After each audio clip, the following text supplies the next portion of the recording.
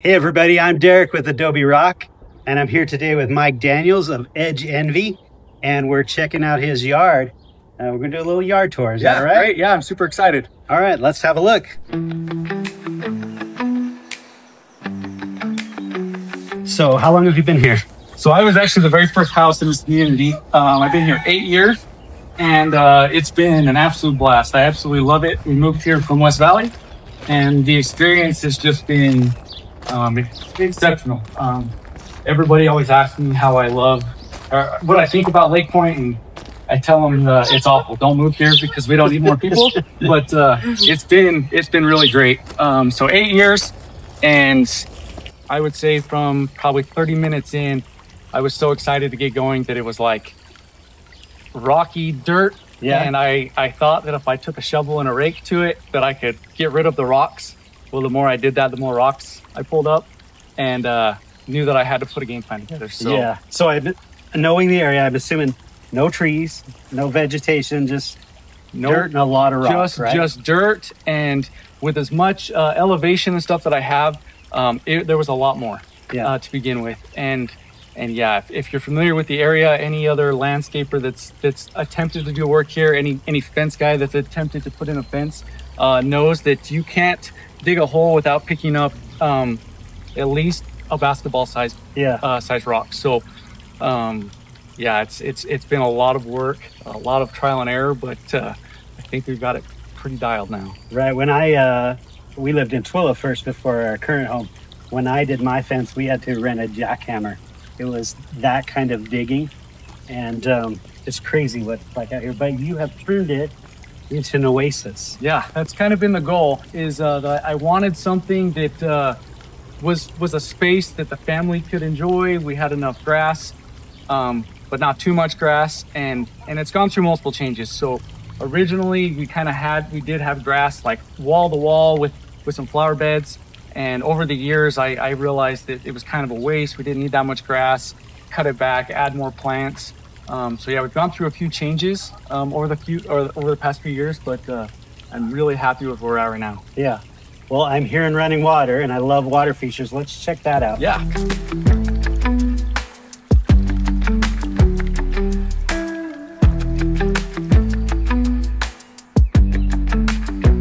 So looks like you built maybe a 8x6 pond with a nice little waterfall. How long ago did you do that? Yeah, so I did it, I'm thinking about September of last year.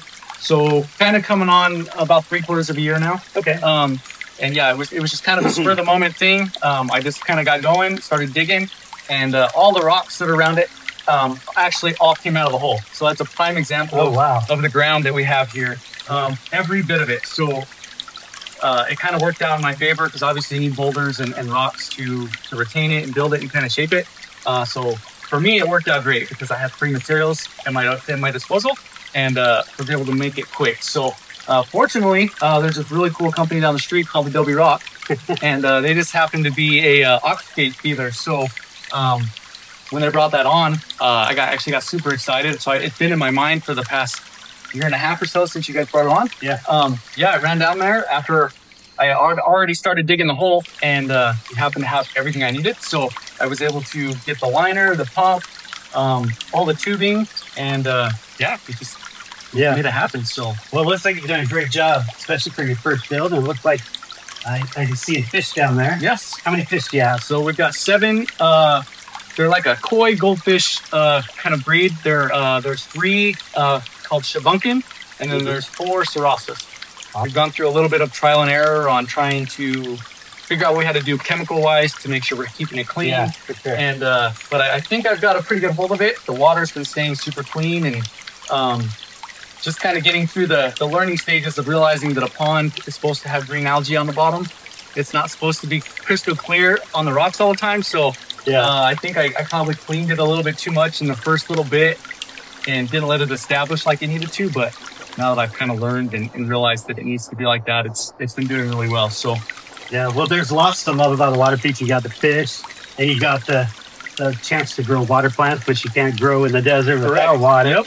But my favorite thing is just hearing the running water. It puts you at peace. It makes you relax. Yep. Makes you want to turn away from the camera and watch it all the time. Yeah, and so I actually just about a week ago kind of rebuilt and restructured the way the waterfall flows. And so yeah, I'm getting a lot more noise now than I have. I was kind of getting more of a dispersed all the way across the top, and it was more of a trickle in. And Yeah. Went back and got some more of the on ceiling foam from you guys, and kind of reshaped and guided the water where I wanted it to go. And once the lights go down, we've got the solar powered lights inside in the pond. Nice. Yeah, it's super cool. Yeah. Well, you did an amazing job. Let's see. You got a patio here. Let's check out the patio there.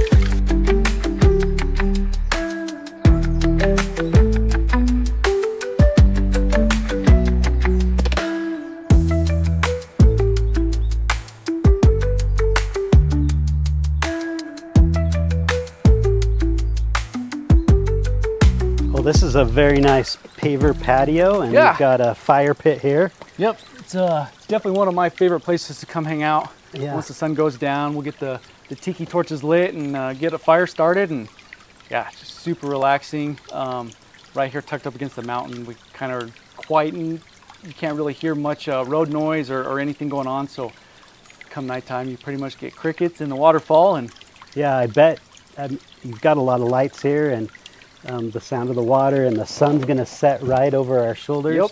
It must look amazing at night. Yeah, we so I don't know, any minute now the sun starts going down over the Great Salt Lake. And up here on my patio, the one of the main reasons we built this house on this lot was for the view that we had from up on our top deck there. It's kind of an unobstructed view you get the whole view of the Great Salt Lake, and the sunsets that we get are just absolutely incredible here. Well, while we're sitting here by the fire, I know you do great work with the curbing. Yeah. We hear from customers all the time, but I don't know, how did you get into curbing? Is that something you've always done? Nope. So I did outside sales for about 11 years for a semi-truck dealership, and I just happened to have an opportunity come knocking, and I opened the door and took it and ran with it. So yeah.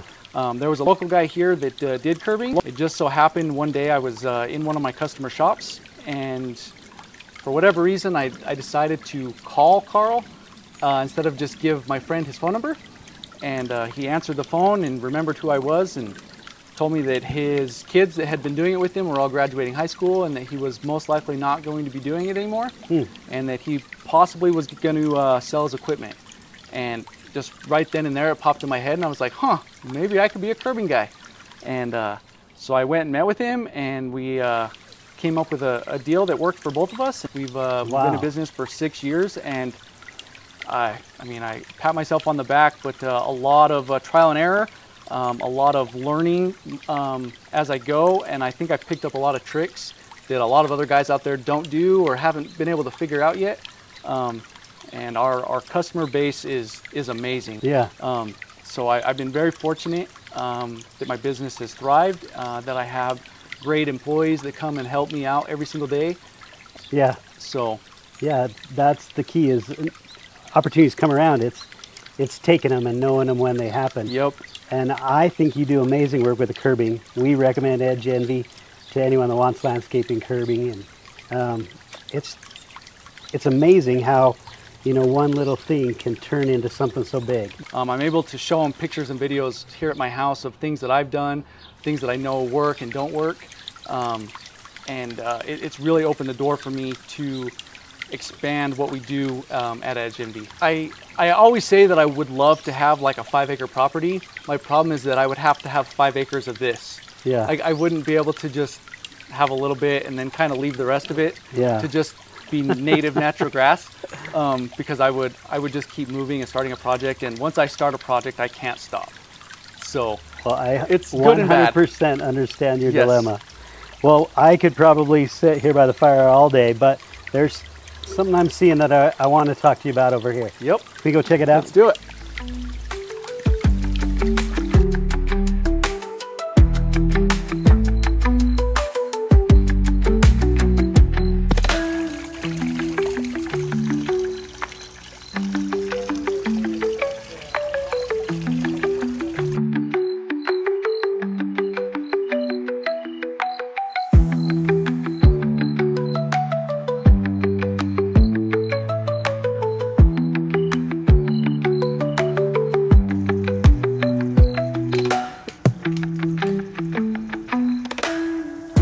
Okay, before we go any farther, we are in Utah. We're in the desert, and here we have a palm tree. I gotta know the story. How do you have a palm tree? A real palm tree. Yeah, it's real. I've had lots of people see it from the street, and they just thought it was fake.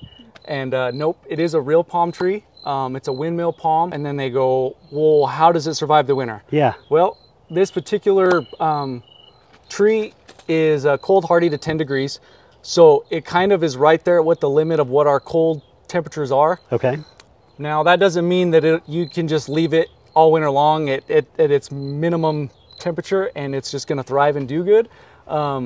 It definitely has taken a little bit of work and learning and special needs it takes, but yeah, it's real, it's thriving, it's doing great, and it's kind of a cool backstory. So there's a gentleman here in Lake Point, his name is Sean, and I did some curb for him middle of last year, and when I was there, he had some really cool, just exotic plants. Started talking to him, and I call him a plant nerd. He's a buddy of mine. We've become friends with 2 or 3 guys, and we have a Facebook message thread, and I call it my plant nerd thread. But he started telling me about some of these cool plants that he had, and he walked me around the side of his house, and on the side of his house, he was growing a palm tree that he started from a seed. And I just thought it was the coolest thing ever. I'm like, I didn't know that was possible. I just didn't know. After I had finished his project, he sent me a message and said, hey, I have an opportunity of a lifetime for you. If you're interested and capable, he said, he sent me a picture of this tree along next to another one that was about 1 foot in height bigger than this. And he said, do you want this? I said, yeah. What do I got to do? And he told me there's a family over in Midvale that is kind of known in the Utah Valley for being the palm tree experts. And again, I didn't know that it was even possible to have them here. Well, doing some research and learning and going and meeting this family, they had like 15, 20 different palm trees around their house, all different shapes and sizes and varieties. And some of them were not cold hardy. They had to really winter them and do all kinds of crazy stuff. Well, this particular tree, this one, another one they had right in front of their house. And as you can see the height of it, it was an older, like single rambler home. And these were hitting the eaves of their house. Well, they had a bunch of other tropical, not as cold hardy stuff right next to it. And what they did is every winter they had a big pre-made structure that they set up to enclose all of it. Well, the 2 palm trees got too big for the structure that they had. Well, they decided it was gonna be too much work. They didn't want to rebuild it. And so they reached out to a local community Facebook group, tropical group, and Sean just happened to see it and responded to him, said, hey, I've got a guy. He would be the perfect candidate. Yeah. He has the knowledge, know-how, and equipment to come and tackle the project. So we showed up with 10 guys, and 5 of us went on each tree, and we started digging it. So a palm tree has a big root ball. And I would say that root ball is 2.5, 3 feet in diameter all the way around. Okay. So you just start digging until you basically get the shape of it. And once you have it free, it's just kind of a power struggle to get it kind of tipped over. And I mean, it's pretty decent in size, but I would say that tree is probably 1,500 pounds with the root ball. And so how long has it been here? So we put it in probably about September. It was right about the same time I did the pond. So you've made it through one winter. Last year, so yep. And mainly because it was a new transplant, I took a little bit extra care versus what I might do in the future. Yeah. But so what I did do for the winter was built a PVC pipe with just plastic sheeting enclosure for it. Okay. Basically for about 1.5 months, just to make sure that it made it through the winter. And it did. So from about February when I uncovered it to now, out the center, it's actually working, I think, on its 8th palm frond, just from February to now. Wow. And what I was told from the homeowners is that this tree is about 10 years old. They grew it from a seed at their house. And it will continue to grow about 1 foot in height a year and produce about 15 fronds a year. Well, I'm interested to see how big it does get. The reason it's here and so close to the house is for winter purpose. Right. Right here, it's going to get the most sun exposure, the most radiant heat off the house. Yep. So I've had a lot of people that seen it and they're like, oh my gosh, I have a swimming pool. I want to put these around my swimming pool. And I've had to kind of slow the roll a little bit and let them know that you're not going to be able to just go plant these throughout your yard and have them work and live. You've got to do some research and figure out what works or how you're going to winter it if it's not going to be up next to a structure. All right, well, the sun's setting, but let's check out this last area.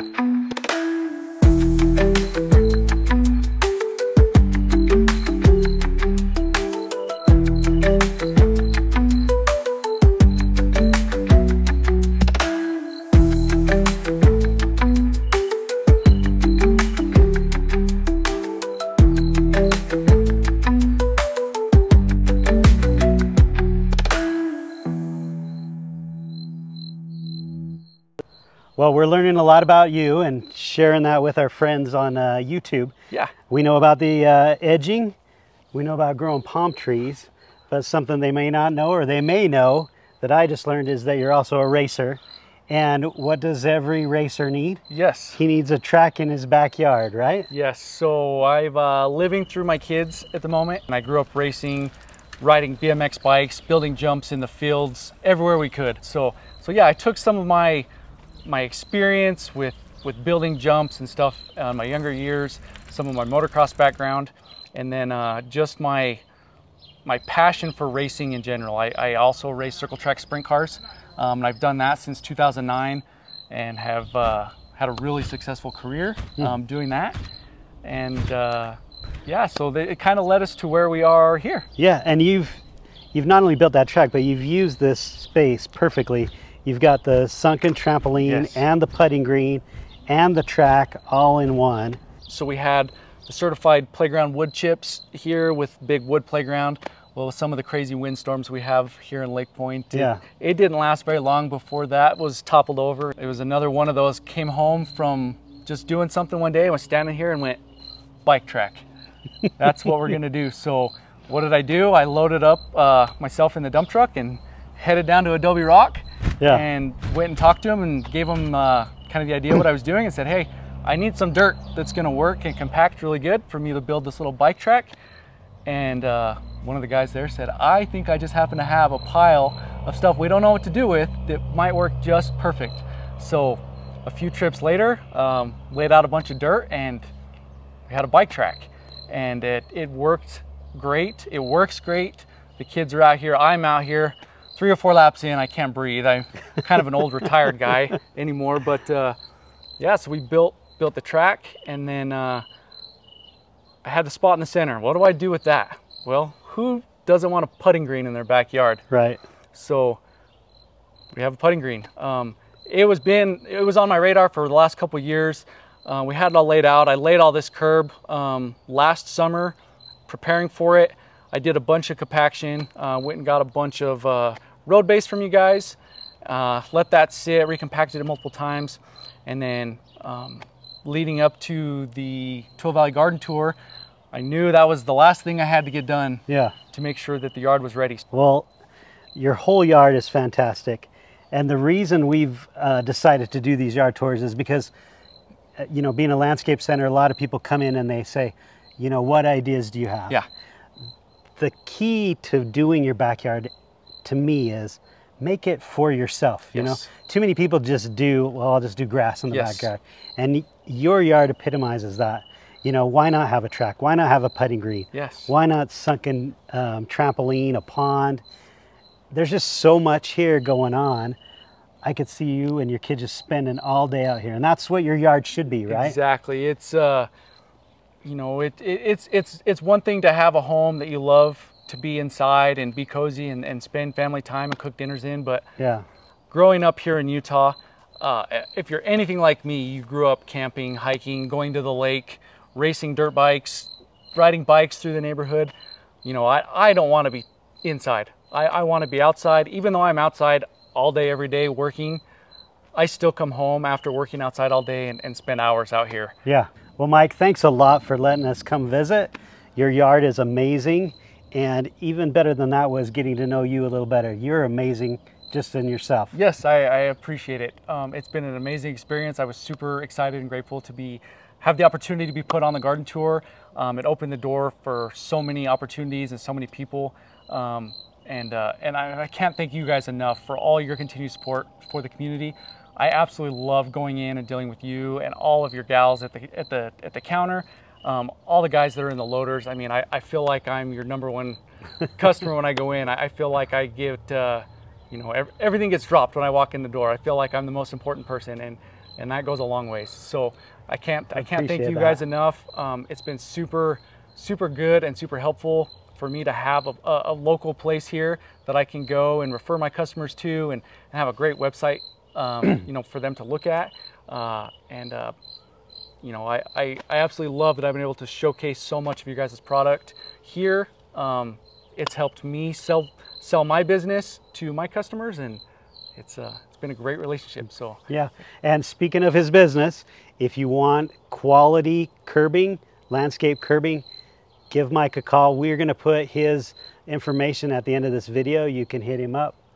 And thanks for watching. Yep, thanks guys.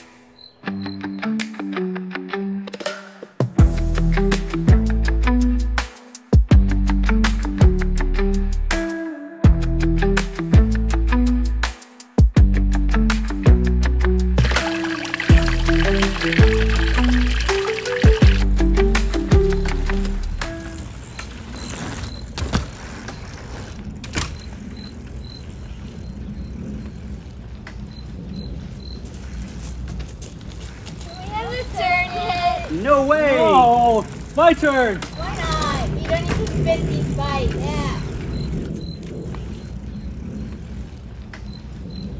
You guys are too old. You guys are way too old. You're too young. Isn't it your bedtime? These are my